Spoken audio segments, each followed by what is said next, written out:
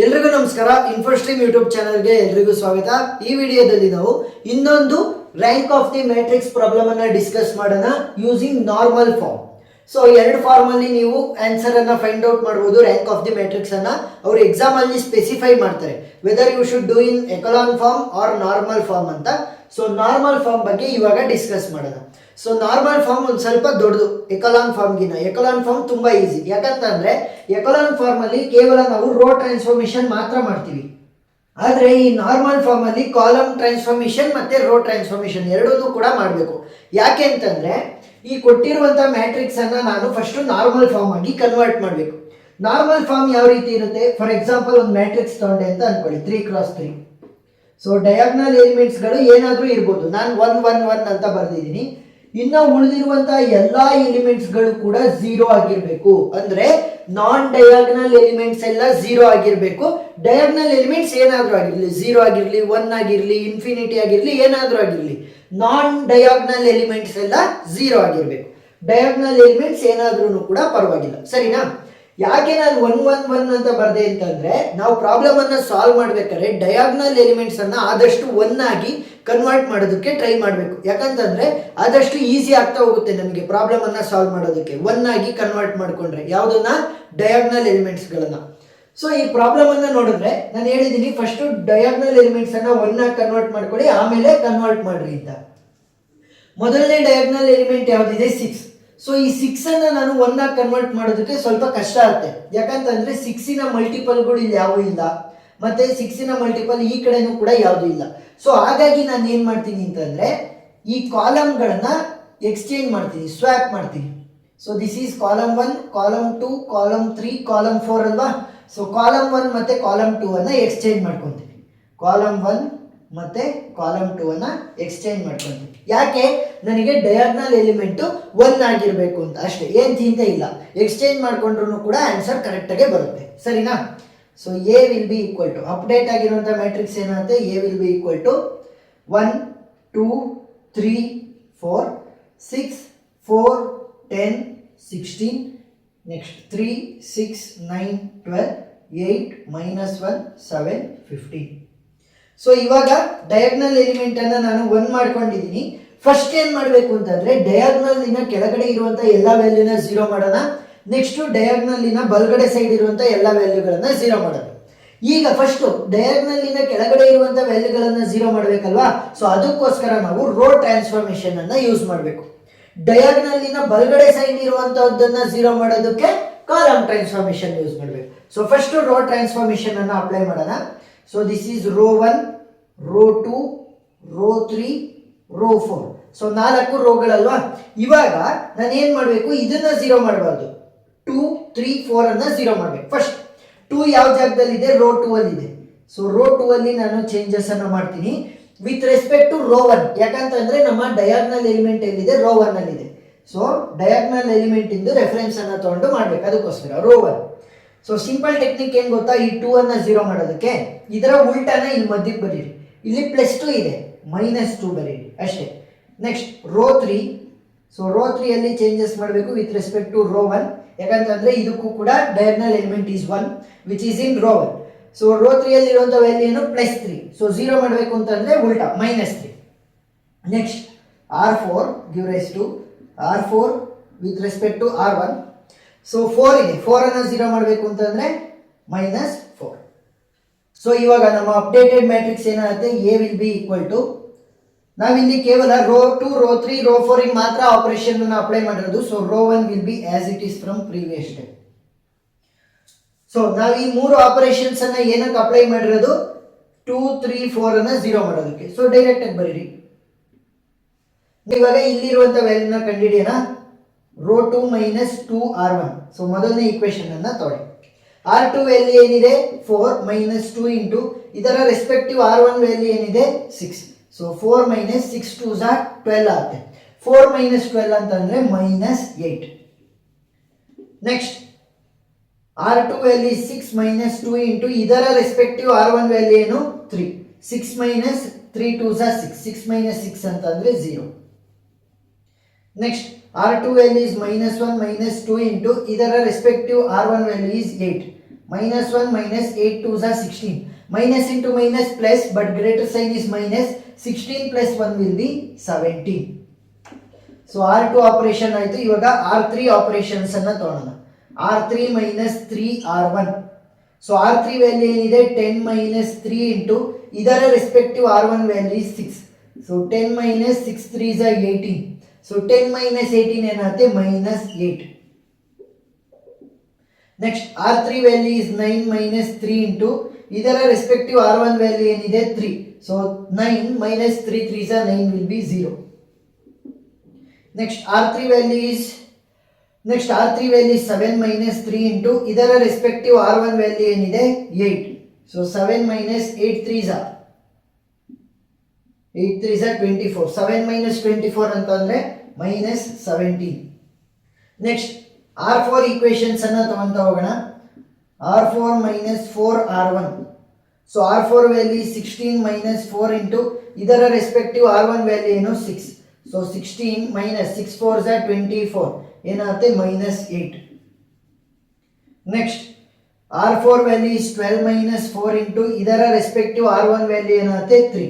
So 12 minus 4 3s are 12. So 12 minus 12 ಅಂದ್ರೆ 0.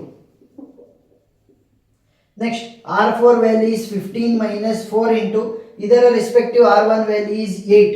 So 15 minus 8 4s are 32. So 15 minus 32 ಅಂತ ಅಂದ್ರೆ ಎಷ್ಟಾಯಿತು -17. ಈಗ ನೀವು ನೋಡಿದ್ರೆ ಮೊದಲನೇ ಡಯಾಗ್ನಲ್ ಎಲಿಮೆಂಟ್ ಕೆಳಗಡೆ ಇರುವಂತ ಎಲ್ಲ ವ್ಯಾಲ್ಯೂ 0 ಆಗಿದೆ. ಈಗ ಬಲಗಡೆ ಇರುವಂತ ಎಲ್ಲ ವ್ಯಾಲ್ಯೂಗಳನ್ನ 0 ಮಾಡಬೇಕು. ಸೊ ಬಲಗಡೆ ಇರುವಂತ 6 3 8 ಅನ್ನ 0 ಮಾಡಬೇಕು ಅಂತಂದ್ರೆ ಕಾಲಮ್ ಟ್ರಾನ್ಸ್ಫಾರ್ಮೇಶನ್ ಅನ್ನ ಅಪ್ಲೈ ಮಾಡಬೇಕು.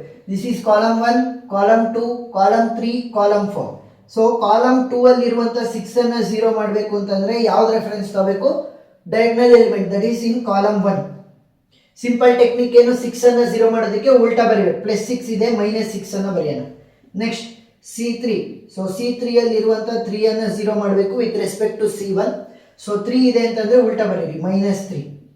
Next C4. ಸೊ C4 ಅಲ್ಲಿ ಇರುವಂತ 8 ಅನ್ನ ನಾನು 0 ಮಾಡಬೇಕು. ಸೊ 8 ಅನ್ನ 0 ಮಾಡಬೇಕು ಅಂತಂದ್ರೆ ಉಲ್ಟಾ -8. ಸೊ ಇವಾಗ ನನ್ನ ಅಪ್ಡೇಟೆಡ್ ಮ್ಯಾಟ್ರಿಕ್ಸ್ ಏನಾಗುತ್ತೆ? A will be equal to, ನಾವಿಲ್ಲಿ ಆಪರೇಷನ್ಸ್ ಅನ್ನ ಕೇವಲ C2 C3 C4 ಗೆ ಅಪ್ಲೈ ಮಾಡ್ತಿರೋದು. So column 1 will be same 1 0 0 0. Next ಈ ಮೂರು ಆಪರೇಷನ್ಸ್ ಅನ್ನ ನಾನು ಏನಕ್ಕೆ ಅಪ್ಲೈ ಮಾಡ್ತಾ ಇದ್ದೀನಿ? 6 3 8 ಅನ್ನ 0 ಮಾಡೋದಕ್ಕೋಸ್ಕರ. ಸೊ ಅದನ್ನು ಕೂಡ ಹಾಗೆ ಬರ್ಕೊಳ್ಳಿ. ಸೊ ಒಂದೊಂದೇ ಈಕ್ವೇಶನ್ ತಗೊಳ್ಳಿ. C2 minus 6 into C1. So C2 value is -8 -6 into C1 value ಏನಿದೆ ಇದರ respective C1 value is 0. So 0 into anything will be 0. -8 ಅದೇ ರೀತಿ ಉಳ್ಕೊಳ್ಳುತ್ತೆ. ನೆಕ್ಸ್ಟ್ ಮತ್ತೆ -8 ಇದೆ C2 ವ್ಯಾಲ್ಯೂ, C1 ವ್ಯಾಲ್ಯೂ ಕೂಡ 0. ಸೊ ಅದೇ -8 ಉಳ್ಕೊಳ್ಳುತ್ತೆ. ಮತ್ತೆ again -8 C1 value is 0 -8. Next C3 minus 3 into C1. So C3 value ಏನಿದೆ 0 -3 into C1 ವ್ಯಾಲ್ಯೂ ಏನಿದೆ 0. So 0 minus 0 will be 0. 0 minus 0 will be 0. ಇಲ್ಲೂ ಕೂಡ 0 ಇದೆ, ಇಲ್ಲೂ ಕೂಡ 0 ಇದೆ. ಸೊ 0. ನೆಕ್ಸ್ಟ್ C4 ಈಕ್ವೇಶನ್ ಅನ್ನ ತಗೊಳ್ಳೋಣ. 8 minus ನೆಕ್ಸ್ಟ್ C4 ಈಕ್ವೇಶನ್ ಅನ್ನ ತಗೊಳ್ಳೋಣ. C4 minus 8 C1. So C4 value ಏನಿದೆ -17 -8 into ಇದರ ರೆಸ್ಪೆಕ್ಟಿವ್ C1 ವ್ಯಾಲ್ಯೂ ಏನಿದೆ 0. 8 into 0 will be 0. ಸೊ -17 ಅದೇ ರೀತಿ ಉಳ್ಕೊಂತು.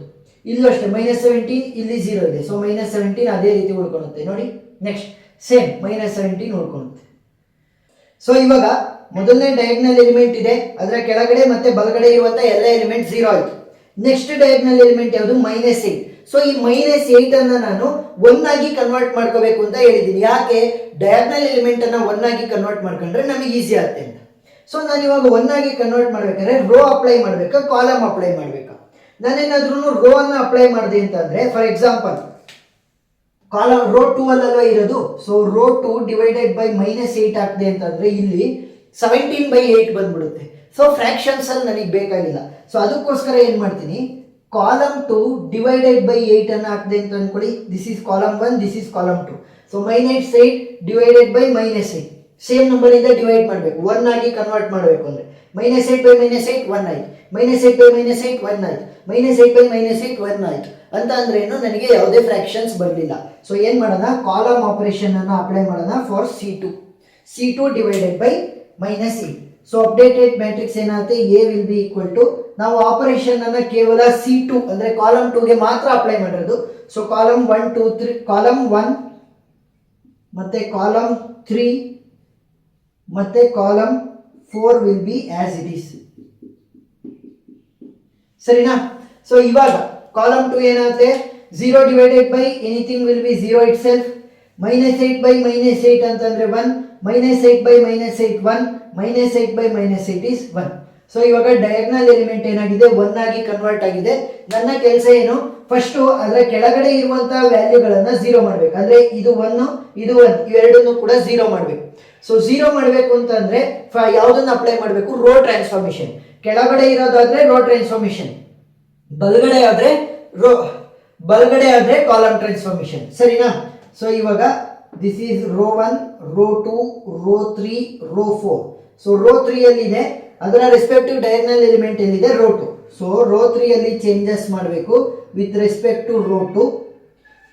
ಸೊ ವ್ಯಾಲ್ಯೂ ಏನಿರೋದು 1 ಇದೆ. ಸೊ 1 ಅನ್ನ 0 ಮಾಡಬೇಕು ಅಂತಂದ್ರೆ ಅದರ ಉಲ್ಟಾ -1 ಅನ್ನ ಬರೀರಿ. ಸೊ -1 ಇಂಟು R2 ಅಂತಂದ್ರೆ ಇನ್ನೇನು, ಬರೀ R2 ಅಂತಂದ್ರೆ ಇನ್ನೇನು, -1 ಇಂಟು R2 ಅಂತ ಅಂದ್ರೆ ಇನ್ನೇನು, -R2 ಅಂತಂದ್ರೆ ಇನ್ನೇನು, ಸೇಮ್, ಎರಡು ಸೇಮ್. ಸೊ ನೆಕ್ಸ್ಟ್ R4 ಅಲ್ಲಿ ಇರುವಂತಹ 1 ಅನ್ನು ಕೂಡ ಚೇಂಜ್ ಮಾಡಬೇಕು with respect to R2. So ಇಲ್ಲೂ ಕೂಡ 1 ಇರೋದ್ರಿಂದ ಮೈನಸ್ ಹಾಕಿ ಸಾಕು. -1 ಇಂಟು R2 ಅಂತ -1 ಇಂಟು R2 ಅಂತ ಬರೆಯುವಂತ ಅವಶ್ಯಕತೆ ಏನಿಲ್ಲ. ಯಾಕಂತಂದ್ರೆ 1 ಇಂಟು R2 R2ನೇ ಅಲ್ವಾ, ಅದಕ್ಕೋಸ್ಕರ. ಸೊ ನಾವಿವಾಗ ಕೇವಲ R3 ಮತ್ತೆ R4 ಗೆ ಮಾತ್ರ ಆಪರೇಷನ್ಸ್ ಅನ್ನ ಅಪ್ಲೈ ಮಾಡಿರೋದ್ರಿಂದ R1 ಮತ್ತೆ R2 ಆಸ್ ಇಟ್ ಈಸ್ ಉಳ್ಕೊಳ್ಳುತ್ತೆ. 1 0 0 0 0 1 0 -17. ನೆಕ್ಸ್ಟ್ ಇವೆರಡನ್ನ 0 ಮಾಡೋದಕ್ಕಲ್ವಾ ನಾವು ಟ್ರೈ ಮಾಡಿದ್ದು. ಸೊ ಅವೆರಡನ್ನು ಕೂಡ 0 ಅಂತ ಬರೀರಿ. ನೆಕ್ಸ್ಟ್ ಇಲ್ಲಿ ಏನೇನು 0 ಇದಾವಲ್ಲ ಅವು ಕೂಡ ಚೇಂಜಸ್ ಆಗಲ್ಲ. ನೀವು ಏನೇ ಆಪರೇಷನ್ ಅಪ್ಲೈ ಮಾಡಿದ್ರು ಕೂಡ ಅವು ಚೇಂಜಸ್ ಆಗಲ್ಲ. ಸೊ ಡೈರೆಕ್ಟ್ ನೀವು 0 ಅಂತಾನೆ ಬರಿಬಹುದು, ಏನಾಗಲ್ಲ. ನೆಕ್ಸ್ಟ್ ಇಲ್ಲಿ ಈ ಜಾಗನ ಹುಡುಕ್ಬೇಕು. ಯಾವ ರೋ ಅಲ್ಲಿ ಇರೋದು, row 3. So row 3 minus row 2 ಅಲ್ವಾ. ಸೊ ರೋ 3 ವ್ಯಾಲ್ಯೂ ಏನು, -17 ಮೈನಸ್ ರೋ 2 ವ್ಯಾಲ್ಯೂ ಏನು, -17. ಮೈನಸ್ ಇಂಟು ಮೈನಸ್ ಏನಾಯಿತು, ಪ್ಲಸ್ ಆಯಿತು. +17 -17 ಕ್ಯಾನ್ಸಲ್ ಆಗಿ 0 ಮಾತ್ರ ಉಳ್ಕೊಳ್ಳುತ್ತೆ. ನೆಕ್ಸ್ಟ್ ಇಲ್ಲಿ R4 ಈಕ್ವೇಷನ್ಸ್ ಅನ್ನ ಅಪ್ಲೈ ಮಾಡಬೇಕು. R4 minus R2, R4 value ಏನು, -17 ಮೈನಸ್ R2 ವ್ಯಾಲ್ಯೂ ಏನು, -17. ಸೊ ಮೈನಸ್ ಇಂಟು ಮೈನಸ್ ಏನಾಯಿತು, ಪ್ಲಸ್ ಆಯಿತು.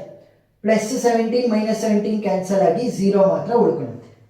ಸೊ ಇವಾಗ ನೋಡಿದ್ರೆ ಡಯಾಗ್ನಲ್ ಎಲಿಮೆಂಟ್ ಕೆಳಗಡೆ ಬಲಗಡೆ ಎಲ್ಲ 0, ಡಯಾಗ್ನಲ್ ಎಲಿಮೆಂಟ್ ಕೆಳಗಡೆ ಎಲ್ಲ 0 ಆಗಿದೆ, ಬಲಗಡೆ ಎಲ್ಲ 0 ಆಗಿಲ್ಲ. ಇಲ್ಲಿ -17 ಇದೆ.